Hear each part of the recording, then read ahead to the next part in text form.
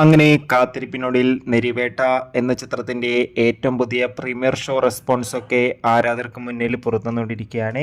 ആ ഒരു അപ്ഡേഷനാണ് ഇന്നൊരു വീഡിയോ ഭാഗത്ത്. വീഡിയോയിൽ മുൻപ് വീഡിയോ ലൈക്ക് ചെയ്യുക, ചാനൽ സബ്സ്ക്രൈബ് ചെയ്യുക.